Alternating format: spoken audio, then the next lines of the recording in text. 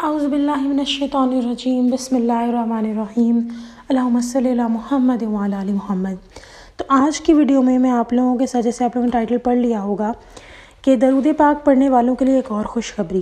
ویسے تو اس بات کا بہت سارے لوگوں کو پتہ ہے، کیونکہ جو لوگ درود پاک کی ڈگر پہ چل پڑتے ہیں، اس رستے پہ، اس خوبصورت رستے پہ چل پڑتے ہیں، اس مہکتے ہوئے رستے پہ چل پڑتے ہیں، ان لوگوں کے لیے زندگی بڑی آسان ہو جاتی ہے اور زیادہ درود پاک کی کھوج میں لگتے ہیں کہ ہمیں اس سے کیا کیا مزید بینیفٹس مل سکتے ہیں۔ تو ان کو تو شاید یہ بات پتہ ہی ہوگی، لیکن جن کو نہیں پتہ ان کو میں ایک واقعے کے تھرو یہ بات ایکسپلین کرنا چاہوں گی۔ اور یہ واقعہ ہمارے صحابی کا ہے، اور ان صحابی کا نام ہے حضرت انس رضی تعالیٰ عنہ۔ یہ ان کے ہاں ایک دعوت کا دن تھا، اور ایک مہمان کا بیان ہے کہ کھانے سے فارغ ہونے کے بعد میزبان نے دیکھا کہ دسترخوان میل سے زرد ہو رہا ہے۔ آپ نے اپنی خادمہ کو بلا کر کہا کہ اس دسترخوان کو تنور میں ڈال دو۔ کنیز نے فوراً اسے تپتے ہوئے تنور میں ڈال دیا۔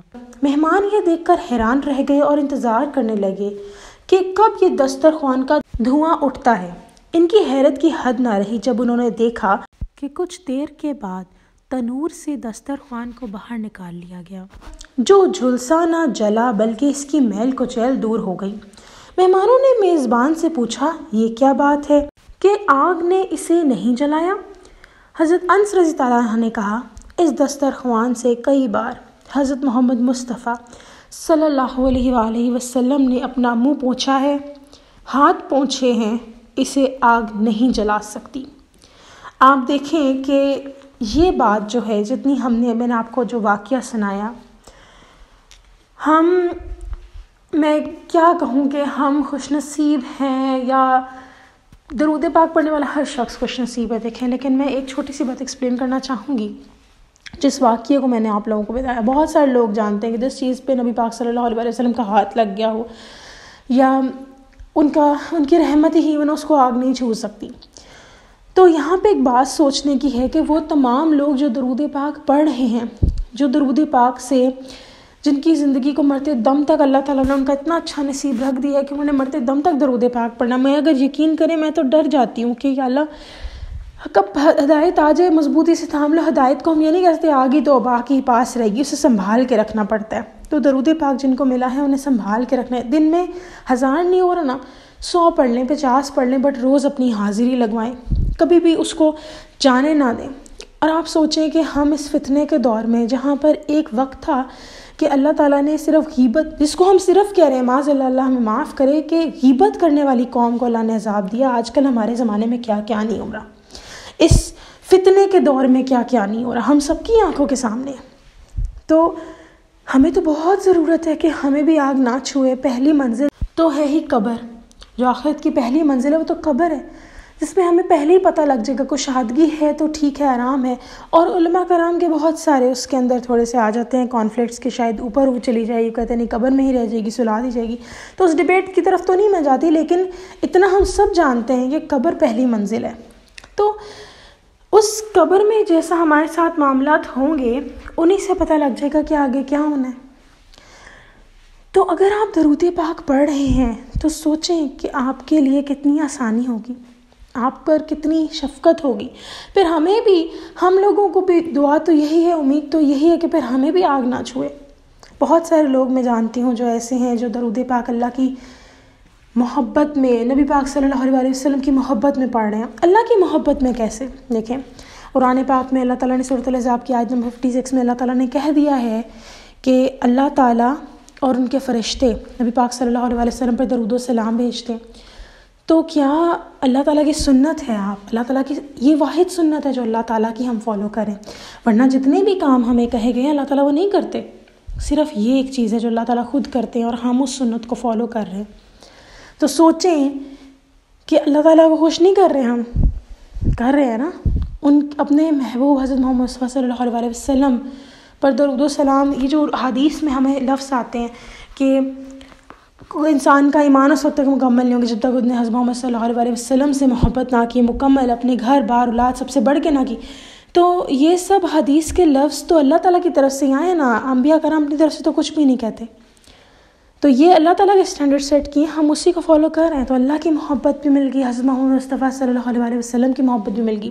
ایک بات آپ لکھ لیں آج کہیں پہ کہ اگر آپ درود پاک پڑھ رہے ہیں، خاص طور پہ درود ابراہیمی پڑھ رہے ہیں، میں یہ نہیں کہتی باقی درود صحیح نہیں ہے، باقی درود بھی میں خود بھی پڑھتی ہوں باقی درود، اس لیے میں یہ نہیں کہوں گی کہ کوئی درود اور جو ہے وہ اس کو میں سب درود پاک کو مانتی ہوں، چاہے وہ اولیاء کرام کے لکھے گئے ہوں یا احادیث میں اور بیان ہوں درود ابراہیمی سے مختلف درود پاک۔ لیکن میں بس ایک بات کہنا چاہوں گی، جتنا جلدی کرم درود ابراہیمی کے ہوتے ہوئے لوگوں نے دیکھا ہے اور باقیوں میں بھی دیکھا ہوگا، جتنی جلدی محبت آپ کے دل میں اللہ اور اس کے رسول کی پیدا ہوتی ہے، آپ ذرا درود ابراہیمی کے لفظ پہ غور کریں۔ انکا حمید مجید 2 دفعہ آپ پڑھتے ہیں درود ابراہیمی میں بھی، آپ پڑھ کے دیکھ لیں بے شک۔ اس کا کیا مطلب ہے؟ اس میں یہ جو 2 سلیکٹیو لفظ ہیں یہ اللہ تعالیٰ کے لیے ہیں۔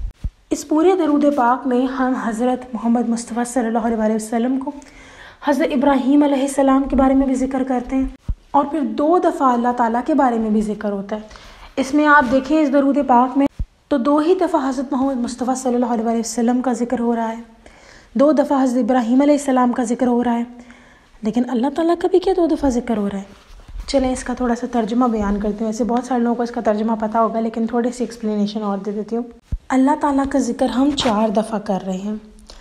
اے اللہ رحمت بھیجیں حضرت محمد مصطفیٰ صلی اللہ علیہ وسلم پر، پہلی دفعہ اللہ تعالیٰ کا ذکر ہو کہ ابھی اللہ تعالیٰ کے ذکر کو ہم کاؤنٹ کریں، اور آپ صلی اللہ علیہ وسلم کی آل پر جیسا آپ نے رحمت بھیجی حضرت ابراہیم علیہ السلام پر اور ان کی آل پر، یقیناً آپ قابل تعریف بری شان والے ہیں۔ انکا حمید مجید کا 2 دفعہ اللہ تعالیٰ کا ذکر ہو گیا۔ پھر آگے بھی جب ہم اس کی ٹرانسلیشن کرتے ہیں تو اس میں بھی پھر یہی آتا ہے، دوبارہ اللہ تعالیٰ کو مخاطب کرتے ہیں، اللہم بارک سے جب اے اللہ برکت نازل فرمائیے حضرت محمد مصطفیٰ صلی اللہ علیہ وسلم پر اور ان کی اولاد پر جیسا آپ نے برکت نازل فرمائی حضرت ابراہیم علیہ السلام پر اور ان کی آل پر، بے شک، یا پھر ہم کہہ سکتے ہیں اس کو یقیناً آپ تعریف کے لائق بزرگی والے ہیں۔ اللہ تعالیٰ کا 4 دفعہ ہم نے ذکر کیا، مخاطب کرتے ہوئے بھی اللہ اللہ کہہ دینا یہ عبادت ہے۔ مجھے ایک میسج آیا جس میں مجھ سے پوچھا گیا کہ حضرت محمد مصطفیٰ صلی اللہ علیہ وسلم کی محبت پانا درود ابراہیمی سے کیا جلدی مل جاتی ہے یا فوراً ہو جائے گی؟ تو یقین رکھیں اس بات پر کہ جب آپ درود ابراہیمی پڑھتے ہیں، ٹرسٹ می آن دس، سب سے زیادہ محبت اللہ تعالیٰ کی اور حضرت محمد مصطفیٰ صلی اللہ علیہ وسلم کی بھی ایڈ ہوتی ہے، ساتھ حضرت ابراہیم علیہ السلام کے لیے بھی ایڈ ہو جاتی ہے آپ کے دل میں محبت، ٹرسٹ می آن دس۔ اور آپ یہ لکھ لیں بات، مجھے ایسے لگا شاید میرے لکھنے والی بات شاید دوبارہ میں ریپیٹ کرنے لگی ہوں، پہلے میں کسی اور طرف چلی گئی تھی یا بتا چکی ہوں کہ آپ اگر درود ابراہیمی پڑھ رہے ہیں تو ایک وقت آئے گا، بے شک آپ نے اپنے دنیاوی معاملات کے لیے شروع کیا، ایک وقت آئے گا آپ کی دعائیں چینج ہو جائیں گی، آپ کہیں گے یا اللہ میری آخرت کو میرا مقصود حصول بنا دیں۔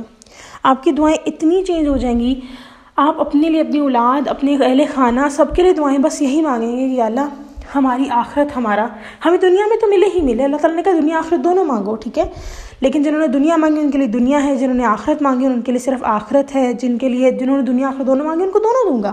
یہ نہیں کہا کہ نہیں بس، اللہ تعالیٰ نے کہا میں دوں گا، کیونکہ اللہ تعالیٰ کے خزانے میں کسی چیز کی کمی نہیں ہے، لیکن ٹرسٹ می آن دس، آپ آخرت ہی آپ کا مقصود حصول پھر بن جاتی ہے، پھر آپ کو دنیا کی کوئی ضرورت نہیں رہتی۔ آپ جتنی بڑی شان و شوکت والی چیزیں آپ کے سامنے لا کر جان جان کے دکھائی جاتی ہیں کیونکہ آپ ان کو کسی ٹائم پہ مانگ رہے ہوتے ہیں، لیکن جب وہ آپ کے سامنے آتی ہیں تو آپ کہتے ہیں یہ مانگ رہا تھا میں، یا یہ مانگ رہی تھی میں، یہ اتنی حقیر سی جس میں تو مجھے سکون ہی نہیں مل رہا، میں کیا مانگ رہی تھی؟ تو مجھے تو سکون آخرت میں ہی ملے گا۔ اور دنیا کے لیے آپ درود پاک پڑھنا شروع کریں، لیکن محبت آپ کے دل میں اللہ اور اس کے رسول صلی اللہ علیہ وسلم کی ایڈ ہو جائے گی۔ پھر ایک وقت آئے گا کہ آپ درود پاک صرف اور صرف انہی کی محبت میں ڈوب کے پڑھ رہے ہوں گے، پھر دنیا کچھ معنی نہیں رکھے گی آپ کے لیے، دنیا کچھ حیثیت نہیں رکھے گی آپ کے لیے۔ ایک میری بہت پیاری دور کی بہن ہے، میں یہی کہوں گی، لیکن میرے دل کی بہت قریب ہے، میں سگی بہنوں کی طرح ان کو سمجھتی ہوں، اور ان سے میری بات ہوئی تو میں نے کہا کہ آپ کا مقصود حصول کیا ہے، دنیا ہے یا آخرت؟ تو انہوں نے، مجھے تھا کہ وہ کہیں گی آخرت، میرے دل میں کہیں نہ کہیں تھا، کیونکہ جتنے وہ درود پاک سے جڑی ہوئی ہیں اور جتنا ماشاءاللہ ان کو زیارتیں ہوتی ہیں، میرا تھا کہ شاید وہ آخرت کہیں گی، لیکن انہوں نے مجھے پتہ کیا کہا؟ انہوں نے کہا نہ دنیا نہ آخرت نہ جنت. ایون جب انہوں نے جنت بھی کہا تو میں ایک دم کے لیے میں نے کہا یہ جنت بھی نہیں ان کے. انہوں نے کہا میں تو اللہ کی محبت کے لیے پڑھتی ہوں, میں نبی پاک صلی اللہ علیہ وسلم کی محبت میں, ان کے قرب کو حاصل کرنے کے لیے پڑھتی ہوں. تو ایک خوشی ہوئی اور حیرت بھی ہوئی کہ درود پاک آپ کو کس مقام پہ پہنچا دیتی ہے. کہ پھر آپ جیسے حضرت علی کا یا حضرت عمر رضی اللہ عنہ کا کال تھا, اللہ مجھے معاف کرے پلیز کامنٹ سیکشن میں مجھے کریکٹ کیجیے گا کن کا یہ کال تھا, کہ ان میں سے کسی ایک نے کہا تھا کہ میں عبادت اس شوق سے نہیں کرتا, نہ جنت کے شوق میں نہ دوزخ کے ڈر سے, میں اس لیے کرتا ہوں کہ اللہ تعالیٰ عبادت کے لائق ہے. میں نے مفہوم تھوڑا سا بیان کیا. تو یہ بڑی خوبصورت جرنی ہے, یہ ایک ایسی سڑک ہے جو دکھتی تو سیدھی سیدھی ہے لیکن اس کے ارد گرد خوبصورتیں, خوشبوئیں, وہ کہتے ہیں نا کہ کامیابیاں ہیں, کامیابیوں کی سیڑھیاں ہیں. اور ایسا ایک واقعہ سنا تھا میں نے, لیکن کہتے ہیں کہ ہر چیز کو کوٹ نہ کر دو, تو میرے اکارڈنگ جتنا مجھے لگا, اس لیے مجھے پتہ نہیں یہ سچ ہے کہ نہیں, لیکن ایک تھے اس طرح کوئی بزرگ اور ان کے جو تھے شاگرد تھے یا مرید تھے کچھ اس طرح, انہوں نے کسی کی قبر تھی, ان کی تدفین ہو رہی تھی, وہاں دیکھا تو انہوں نے اپنے جو مرشد تھے ان کی آنکھ سے کہیں ان کو فیض مل گیا دیکھنے کا. تو انہوں نے دیکھا کہ ملک الموت جو ہیں علیہ السلام وہ قبر کے اندر کندیلیں لگا رہے ہیں یا سیٹ کر رہے ہیں قبر کو, فرشتے آ کر. تو انہوں کے دل میں حسرت ہوئی کہ کاش میرے ساتھ بھی ایسا ہو. بظاہر تو کوئی انسان نہیں دیکھ سکتا ان کو, لیکن انہوں نے ایسے دیکھا کہ فرشتے آ کے سیٹ کر رہے ہیں. تو ایک دم سے ان کے دل میں خواہش آئی کہ کیا میری بھی ایسی ہو سکتی ہے قبر. تو ان فرشتے نے ان کی طرف دیکھا اور کہا, جتنا میں نے سنا, میں نے یہی سنا کہ ملک الموت تھے, انہوں نے کہا ان کی طرف دیکھ کر کہ بالکل ہو سکتی ہے اگر آپ نبی پاک صلی اللہ علیہ وسلم پہ درود پاک پڑھیں. تو یہ ایک بڑی خوبصورت ایک جرنی ہے جس پہ آپ چل پڑے تو اللہ آپ کے لیے آسانیاں کر دے گا. میں اس کو جتنا ایکسپلین کروں اس رستے کے بارے میں کم ہے, کیونکہ مجھے بھی ڈر لگتا ہے کہ ہدایت آ گئی ہے تو کب تک ہے. اللہ تعالیٰ مرتے دم تک ہم سب کی رکھیں. میرے جتنے سننے والے ہیں, میں جن کو جانتی ہوں اپنی زندگی میں, جن کو میں آپ کامنٹس کے تھرو ایون جانتی ہوں یا جن کو میں بظاہر جانتی ہوں, ہر انسان یا تمام مسلمان بہن بھائی, میں سب کے لیے دعا کرتی ہوں ایک سب درود پاک کی نعمت سے فیض یاب ہوں اور کبھی نعمت نہ چھنے کسی سے, کبھی بھی نہیں. اللہ تعالیٰ اتنا کرم کر دیں کہ جو ایک دفعہ بھی, یا اللہ جس بندے نے ایک دفعہ بھی محبت سے درود پاک پڑھا ہو, آپ اس کو مرتے دم تک, اس کی آخری سانس تک, کہ اس کے مال نامے میں لکھا جائے کہ ہاں ساری زندگی اس نے درود پاک پڑھا, ایسا اس کی زندگی میں کرم کر دیں یا اللہ کہ اس کا تعلق, اس کا ناطہ کبھی ٹوٹے ہی نہ درود پاک سے. چلے جی, انشاءاللہ تعالی نیکسٹ ویڈیو میں پھر حاضر ہوں گی, تب تک کے لیے اللہ حافظ.